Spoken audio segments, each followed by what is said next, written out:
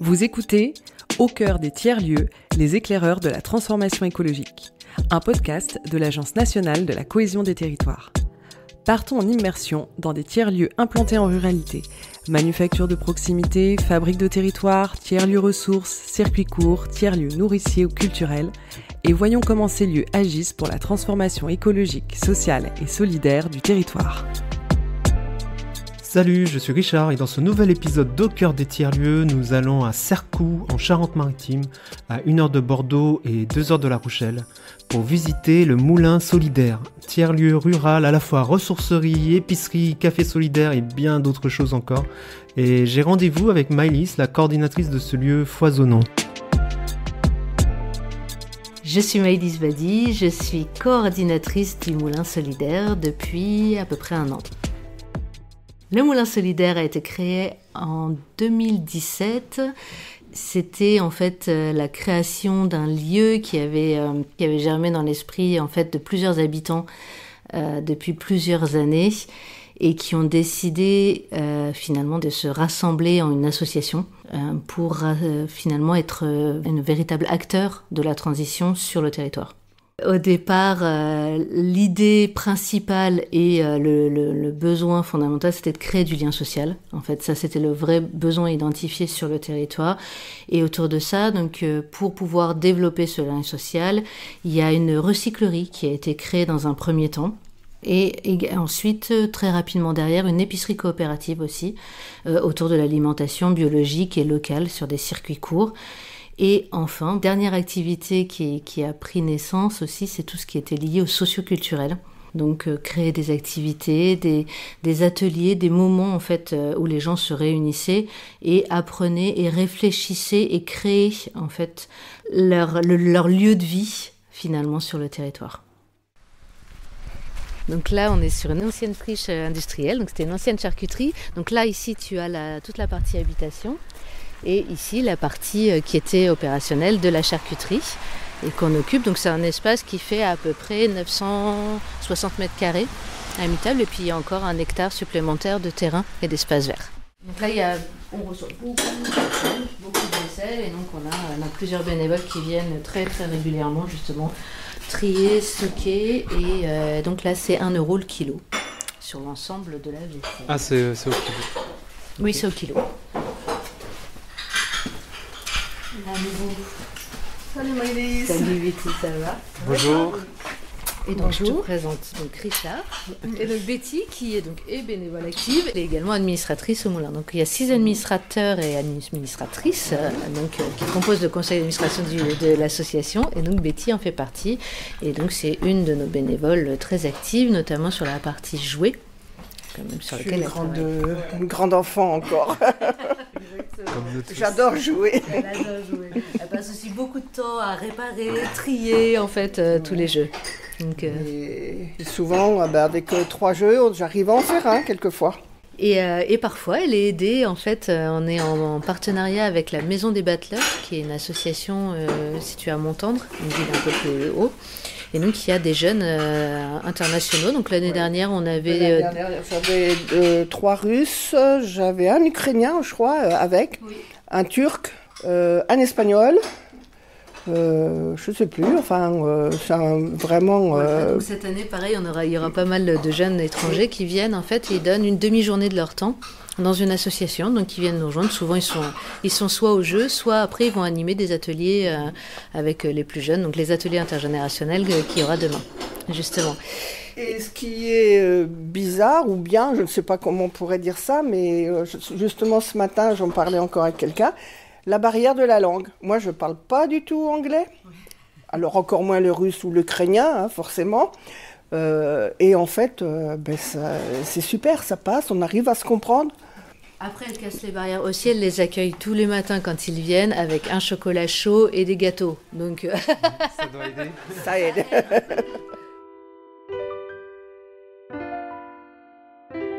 La recyclerie, c'est un lieu où les gens peuvent venir déposer, plutôt que de jeter, les objets dont ils ne se servent plus. Donc ça peut passer de l'ameublement, enfin les gros meubles, aux chaussures, aux petites maroquineries. Et nous les nettoyons, retapons et les remettons en vente à des prix solidaires. Pour ça, on a donc 2 types d'objets collectés, enfin 2 types de collecte en fait, les dépôts des particuliers, mais on a également une convention avec les déchetteries locales qui nous mettent de côté certains articles qu'on récupère également pour les remettre en vente, sur le même principe. Chaque article est collecté et donc pesé, ensuite étiqueté selon un prix qui est déterminé par les bénévoles, par au moins 3 bénévoles, et ensuite remis en circulation. Donc sur l'année 2023, donc, il y a 38 tonnes qui ont été collectées sur toute l'année et 36 tonnes qui ont été remises en circulation. Donc remise en circulation, ça veut dire quoi ? Ça veut dire qu'ils ne rentrent pas finalement dans le classique d'enfouissement ou d'incinération. Donc on redonne une vie à l'objet. Alors, sur la recyclerie, on peut retrouver des articles comme donc, des meubles, mais également du petit équipement électronique, des équipements informatiques, des vêtements. Donc pour les enfants, pour les adultes, de la petite maroquinerie, des chaussures également, des matelas et des sommiers, mais également des jeux. Et enfin des livres et de la vaisselle. La plupart sont vendus au kilo. Et voilà, donc on peut retrouver de la vaisselle à 1 € le kilo, des vêtements à 4 € le kilo. Et naturellement des vélos, et pour lesquels on propose aussi une possibilité de réparation.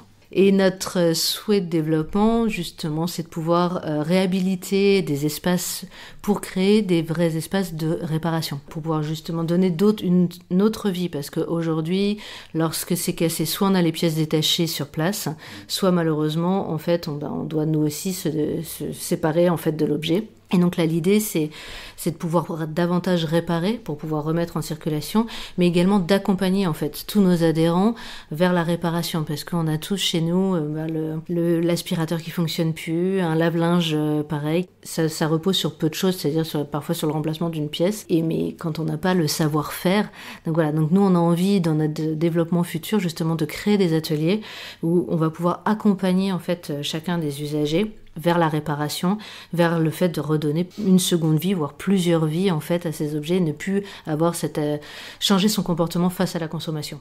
En fait, c'est ne plus avoir acheté neuf à chaque fois et sans prolonger les durées de vie, c'est créer une économie circulaire plus forte. En fait, une vraie transition écologique qui, à mon avis, me semble nécessaire et obligatoire pour les années à venir.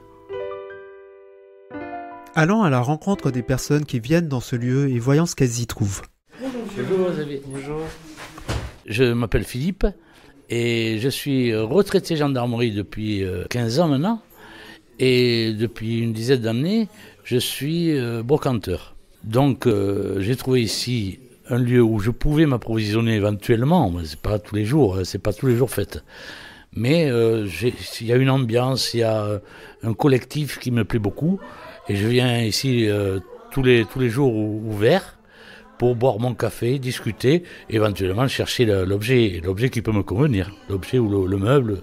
Donc j'ai joint l'utile à l'agréable. Bonjour, je me présente, Farah. Alors je viens au Moulin Solidaire, c'est surtout parce qu'il y a des bonnes affaires et des bonnes occasions, surtout pour les enfants. Je viens souvent parce que c'est aussi une passion pour moi. Tout ce qui est ancien, j'adore. Et j'adore aussi faire les vides-greniers, les brocantes, enfin tout ce qui est vieillerie, c'est vraiment mon truc.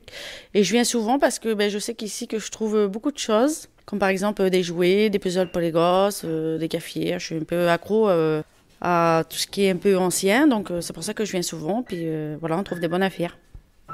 Je viens d'une distance de 20 km à peu près. Et je viens tous les mercredis. Et tout pratiquement les samedis, mais plus souvent le mercredi. Ah oui, pour moi, oui, c'est une occasion d'acheter d'occasion que de neuf, quoi, parce que ça revient pratiquement au même, parce qu'on trouve des bonnes affaires. On trouve, oui, de bons trucs. Des fois, on trouve pratiquement des trucs neufs. Et oui, il y a des bonnes affaires à faire. Et puis, je pense qu'il n'y a pas tout le monde aussi qui connaissent les vides-greniers, comme les brocantes, les Démaüs et tout ça. Et je pense qu'il faudrait faire connaître, parce que oui, il y a des bonnes affaires, comme la vie, elle devient dure et chère. Je pense que oui, ça serait pas mal que pas mal de gens connaissent le Moulin de Solidaire. Quel est le profil des bénévoles qui viennent donner un coup de main? Parce que là, j'ai rencontré pas mal de bénévoles, mais c'est quoi leur profil? Est-ce que c'est des gens que tu allais voir ou c'est plutôt des gens qui sont venus en disant ouais, « je propose mon aide » ? Au Moulin Solidaire, il y a à peu près 35 bénévoles actifs, dont plus d'une vingtaine sont coopérateurs. Pour être coopérateur, il faut donner 2 heures de son temps chaque semaine. Donc voilà, donc on a un fort noyau en fait malgré tout de bénévoles qui viennent sur toutes les activités, donc donner de leur temps pour trier, collecter, ranger aussi, parce qu'il y a une belle partie de rangement sur la partie recyclerie, mais on va retrouver aussi des bénévoles sur l'épicerie coopérative qui viennent donner de leur temps. Soit pour aller chercher des produits, soit pour être là pour la tenue de caisse. Et on va retrouver également des bénévoles qui seront là pour aider sur les ateliers, qui vont proposer leurs services. Donc on a des bénévoles qui proposent par exemple leurs services pour des ateliers numériques, pour des ateliers d'éducation financière. Voilà. Les profils des bénévoles aujourd'hui sont très variés. On a quand même une forte population qui sont de personnes retraitées qui voilà, en fin de carrière se disent j'ai envie de donner de mon temps, et beaucoup se retrouvent en fait au Moulin Solidaire, et ça recrée aussi une vie sociale en fait de se retrouver sur cet espace. Et la plupart sont tous venus très volontairement, beaucoup en venant finalement faire des achats à la recyclerie ou participer à un atelier. Et quand ils ont découvert le projet du Moulin Solidaire, qui était bien plus qu'une recyclerie, la plupart du temps ils ont eu envie de s'engager, faire quelque chose en tout cas sur le territoire, dans une équipe. Parce qu'on retrouve aussi une ambiance, on a une vie associative qu'on essaye de développer au maximum, avec beaucoup d'apéros, des goûters aussi obligatoires régulièrement, qui sont soit réalisés par les bénévoles, voilà, enfin, et proposés ensuite.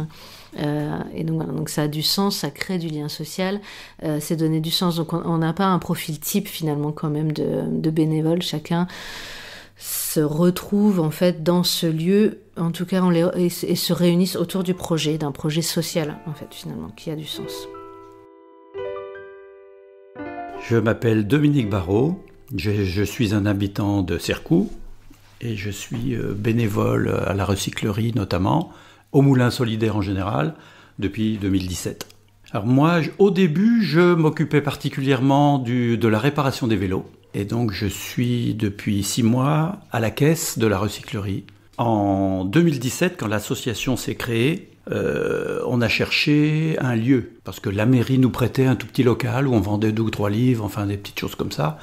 Et puis, sur la commune de Cercoux, pas très loin d'ici, il y avait un moulin à vendre, un moulin à eau, qui ne fonctionnait plus depuis des années et des années. Et on s'était porté acquéreur. Malheureusement, les propriétaires ont trouvé quelqu'un qui donnait un peu plus, donc il nous est passé sous le nez. Mais le logo avait été fait, le nom avait été déposé, le Moulin Solidaire. Et donc voilà, on a cherché autre chose. On a trouvé cette friche industrielle, c'était une ancienne charcuterie ici, et on a gardé le nom, le Moulin Solidaire. Voilà. Dans un moulin, dans celui-là, on mouline, quoi. C'est une ruche. Il se passe beaucoup de choses. Le mot solidaire, évidemment, a une connotation très importante, quoi. C'est pour ça que je suis là aussi, moi. Pour la solidarité, pour l'apporter, pour la recevoir, voilà. Moi, j'en tire déjà la satisfaction de donner mon temps, déjà. Donner mon temps... Enfin, j'ai l'impression d'être à la retraite, mais de ne pas perdre mon temps. Donner mon temps aux autres, c'est le plus important, quoi. Mais j'étais enseignant, j'étais professeur des écoles.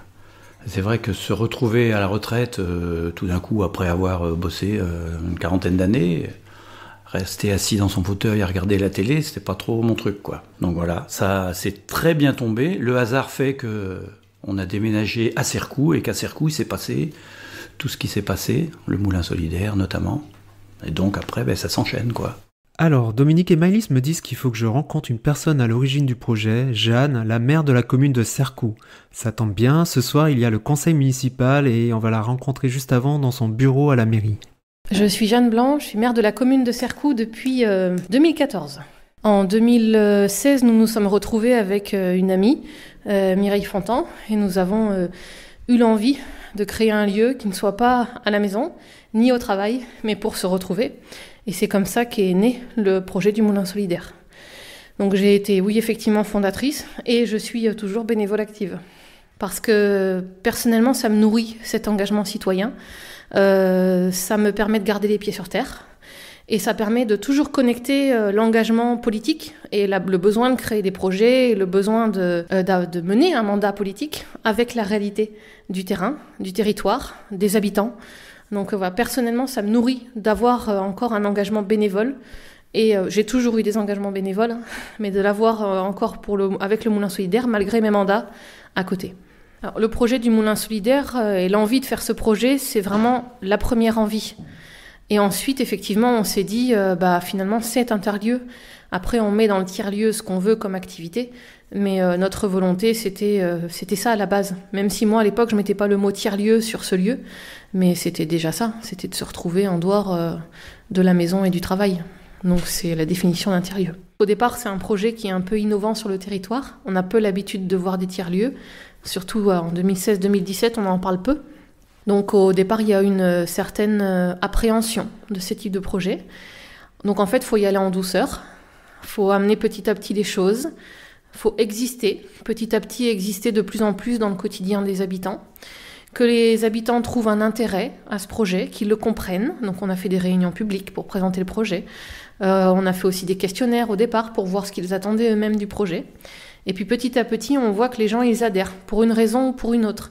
C'est toute la richesse du Moulin Solidaire, c'est qu'il y a de nombreuses activités et chacun y trouve son intérêt à un moment donné, soit pour une activité, soit pour un atelier, soit parce qu'il a envie de partager du temps avec d'autres personnes. Voilà, chacun y trouve son propre intérêt. On n'est pas dans l'intérêt économique, qu'on soit bien d'accord, on est dans l'intérêt social, l'intérêt du cœur.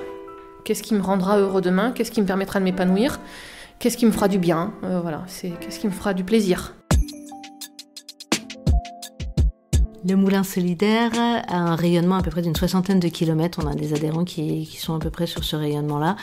Et en fait, on s'est aperçu, c'est clairement un besoin identifié d'avoir aussi une recyclerie, puisqu'il n'y en a que 2 sur notre bassin de vie. Donc, vu les enjeux environnementaux actuels, ça semble vraiment très peu. Et pourtant, ces lieux, justement, ces tiers-lieux qui mènent vers la transition écologique, ils ont quand même en plus un caractère assez curatif, finalement.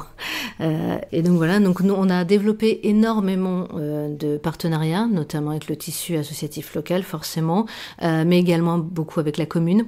Donc aujourd'hui, on développe des actions avec l'école de Cercou, la crèche de Cercou également, le CCAS dans nos ateliers intergénérationnels, les EHPAD qu'on va retrouver dans les communes alentours, et puis naturellement dans notre PCI, le CDCHS, la communauté de communes, avec lequel on développe aussi des partenariats liés plutôt sur la partie déchets.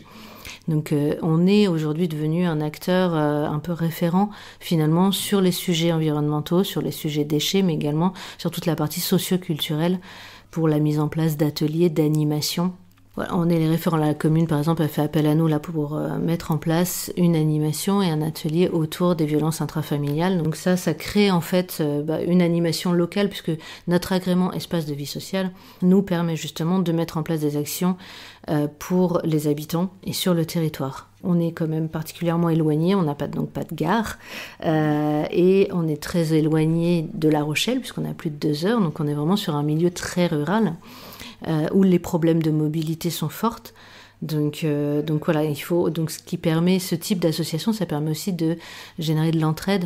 On va ensemble à un atelier, on se crée, parce que sinon c'est vrai que c'est compliqué, il y a quand même beaucoup de savoir-faire aussi, malgré tout, et même dans les campagnes. Et on fait doucement, vous vous souvenez qu'elle est tout petite, donc on fait doucement, ils ne sont pas habitués à avoir autant de bruit les petits. Bonjour, je suis Tina Evans, nouvelle directrice périscolaire et extrascolaire à Cercou. Donc aujourd'hui, on est mercredi, on a une activité en partenariat avec le CCAS, avec les bénévoles des personnes âgées, avec la crèche, donc 6 petits-enfants qui viennent aider, et aussi le Moulin Solidaire, une association locale qui fait plein d'activités avec les enfants sur la cuisine, le ramassage du déchet, plein de choses créatives. Et quel est le but pédagogique de ce matin avec le goûter ? Le goûter, c'est un goûter sans déchets. Donc déjà, que voilà, les choses n'arrivent pas dans une petite sac plastique avec plein de choses, mais aussi qu'on ne jette pas le pain dur qui reste du repas la veille, on peut réutiliser. C'est pareil pour les fruits. Voilà. C'est pas parce que les fruits, on n'a pas mangé hier qu'on ne peut pas faire autre chose, un dessert avec. Voilà, rien part à la poubelle. Mais c'est pas une patate, ça. C'est une pomme. Ça fait quoi de faire des ateliers avec des enfants Moi j'adore. Ça nous ramène, je vais pas dire à notre enfance, mais un peu quand même. Et c'est important aussi pour le Moulin Solidaire de sortir hors les murs. Là, on est dans la cantine de l'école. Oui, bien sûr que c'est important. Et puis, ce qui est un peu dommage aujourd'hui, c'est qu'on n'a pas d'autres personnes adultes du troisième âge, je vais dire. Mais c'est super important de pouvoir mixer tous ces gens. Je suis Laetitia, je travaille à l'Épicop. Ça fait partie du Moulin Solidaire, c'est une épicerie qu'on appelle coopérative, car tous les bénévoles qui font plus de 2 heures de leur temps par semaine bénéficient de 15% sur tous nos produits qu'on vend à l'épicerie. Et là, je vais mettre en place l'épicerie pour l'ouverture de cet après-midi à 16h. Et j'attends aussi une livraison de légumes locaux d'un maraîcher de Sercou qui nous livre toutes les semaines des légumes qu'il cultive en permaculture. En fait, je m'occupe aussi de l'animation du moulin. Donc ce matin, effectivement, on est allé au périscolaire de Sercou pour faire découvrir aux enfants des recettes de pain perdu et de compote de pommes. Et après, je fais aussi des activités au sein du moulin, comme un atelier couture, par exemple. Et j'anime aussi des ateliers ponctuels en fonction des demandes et en fonction de mes envies aussi. Alors déjà, très localement, il est un éclaireur de la transformation écologique parce qu'il n'y avait rien qui existait. En fait, rien. Et je dis bien rien. Donc quand on traite aujourd'hui de certains sujets sur le zéro déchet, sur là en ce moment la gestion des biodéchets, c'est un gros sujet, tous les sujets environnementaux, en fait c'est très innovant parce que déjà les gens ici, ils n'avaient aucun référent, à part ceux qui étaient convaincus et qui allaient chercher de manière autodidacte de l'information au niveau national ou auprès des organisations spécialisées dans ces domaines-là. Sinon, localement, on n'avait rien. Donc, grâce au Moulin Solidaire, on traite de ces sujets. Et on traite de ces sujets de manière pragmatique, avec du bon sens. On parle aux habitants du territoire du sujet de la transition écologique. Et moi, c'est comme ça que je me porte aussi mon mandat. Si on parle écologie tel qu'ils en parlent au niveau national, ici, on est tout de suite blacklisté. On n'est plus entendu, en fait, on n'est plus écouté. Et donc, tout le travail, et c'est vraiment de l'écologie de bon sens, l'écologie paysanne, moi c'est comme ça que je l'appelle, c'est de dire comment j'œuvre avec ce regard-là et cette ambition-là, mais en même temps de manière adaptée aux habitants et au territoire. Le but, c'est pas de révolutionner les choses, parce qu'on n'y arrivera pas tout de suite là maintenant. Le but, c'est de rassembler, et de rassembler pour que demain, on arrive effectivement à avoir des comportements, à faire des choix qui soient plus respectueux de l'environnement. Effectivement, c'est ce que j'ai constaté. J'ai pas l'impression que le Moulin Solidaire en parle d'écologie. On est plutôt dans le concret, dans le faire. Tout à fait. C'est exactement ça. Et ça, c'est une ambition qu'on a, nous, conseil municipal, sur la commune. Parce que je pense que quand on donne des grands protocoles, des grandes façons de faire, et surtout quand c'est très descendant du national au local, on ne peut pas y arriver. Et que les gens, ils ont un quotidien, surtout chez nous, où il y a beaucoup de potentiels fiscaux qui sont très bas. Les gens, ils n'ont que les moyens qu'ils ont. Et donc, quand on leur parle d'une certaine façon, un certain langage avec des certains mots, ils ne peuvent pas l'entendre. Ils ne peuvent pas l'intégrer à leur quotidien. C'est pas possible. Donc, voilà. Être maire, c'est être un peu pédagogue. Donc, il faut arriver à faire cette transition. Nous, on a fait quelque chose qui est très important pour moi, c'est l'Atlas de la biodiversité communale. Il y a très peu de communes rurales qui ont lancé cette initiative, et on l'a fait, nous, en partenariat avec le Moulin Solidaire, les écoles et plein de partenaires. Et j'ai trouvé ça génial, parce qu'on parlait d'écologie, on parlait d'environnement, et on parlait du besoin de respecter cet environnement, mais chez nous. On parlait des animaux qu'on a chez nous, on parlait des zones humides qu'on a chez nous, on parlait vraiment d'écologie de bon sens, d'écologie paysanne, et Et pas les ours sur la banquise. Et pas les ours polaires sur la banquise. Je dis pas que ça n'a pas d'importance et d'intérêt, mais chacun ses combats, chacun son niveau de responsabilité. Quand au niveau national ou auprès des grandes associations ou des grands représentants écologiques font du lobbying, c'est leur travail, c'est leur responsabilité, leur mission. La mienne, elle n'est pas là. Ok, une élue engagée pour son territoire suffit-il à faire vivre un tiers-lieu ? Comment fonctionne le moulin solidaire ? Avec quel financement ? Quel modèle économique ? Explication par Maïlis. On a donc 3 activités, donc une activité de recyclerie, une activité d'épicerie coopérative et des ateliers socioculturels, donc dont certains sont gratuits. Après, on a des ateliers récurrents avec notre école de musique, nos ateliers de théâtre. Donc même si c'est à des prix solidaires, puisque l'année dans un cours de musique, en fait, c'est 150 €, donc ça représente à peu près 5 € le cours. Même si ça reste quand même des actions qui sont tarifées. Et donc toutes ces activités nous permettent d'avoir un autofinancement qui est assez conséquent, puisque c'est quand même plus de 50% de nos ressources associatives. C'est même 60 et quelques %. Alors on a un budget d'un petit peu moins de 200 000 € à l'année. Et donc 60% en autofinancement et l'autre partie avec des subventions. Donc subventions de communes, essentiellement la commune de Sercou. Des subventions également du CDCHS, donc de la communauté de communes. Et après, on répond à pas mal d'appels à projets. Et ces appels à projets nous permettent justement de construire et de développer finalement nos activités au moulin. Puis on a nos adhésions aussi, malgré tout. Donc nos adhérents, les adhésions, c'est des adhésions donc à prix libre à partir de 2 €. Les défis, clairement, pour pouvoir maintenir justement tous nos ateliers, garder des prix solidaires, être vraiment accompagnateur et pas rentrer dans un modèle socio-économique qui serait pas en phase avec les valeurs finalement du moulin solidaire et de la charte associative, du projet social. On répond à des appels à projets qui sont en phase avec nos projets. Donc la suite, ce serait pouvoir créer et développer des ateliers de réparation, réutilisation pour justement accélérer en fait le réemploi, la remise en circulation des objets, accompagner les gens dans les changements finalement de comportement face à la transition écologique. Et donc pour ça, oui, en effet, on a besoin de l'aide de la région, on a besoin de l'aide du département pour nos actions, tout comme sur la partie socioculturelle pour faire venir la culture dans le territoire, en milieu rural. Parfois, ça nous demande aussi des besoins de subventions un peu plus importants pour pouvoir correctement rémunérer. Alors, ce sont souvent des acteurs locaux, des partenaires locaux qui interviennent, mais malgré tout, pour correctement les rémunérer et pouvoir faire des prix solidaires, en fait, à l'ensemble des habitants, ça nécessite pas mal de subventions. Or, le nerf de la guerre aujourd'hui, on le sait, c'est que les subventions ne sont pas amenées à augmenter. Le risque, en fait, c'est de devoir créer un modèle socio-économique proche, proche du secteur marchand. Et là, c'est pas du tout ce que nous on recherche, parce que c'est pas le sens finalement de cette création d'association. Et puis garder ce côté associatif, ce côté collectif finalement solidaire. Alors actuellement, nous sommes 4 salariés, donc 3 à temps plein. Et une à 25 heures. Et puis également, on est accompagné de 2 services civiques.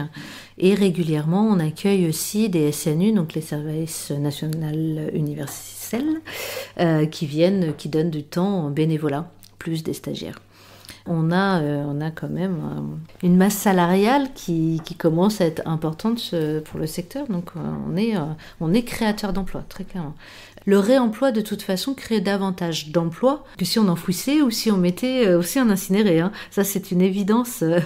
Donc on est créateur d'emplois aussi, pour pouvoir animer le territoire, pour pouvoir accompagner les habitants dans les enjeux écologiques.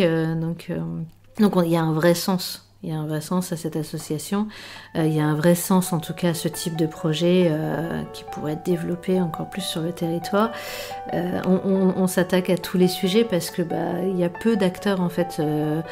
Ça va, en effet, du réemploi jusqu'à les accompagnements sur les violences intrafamiliales. Donc on est vraiment sur tous les secteurs, puisque l'enjeu, c'est accompagner les habitants. Vive le moulin!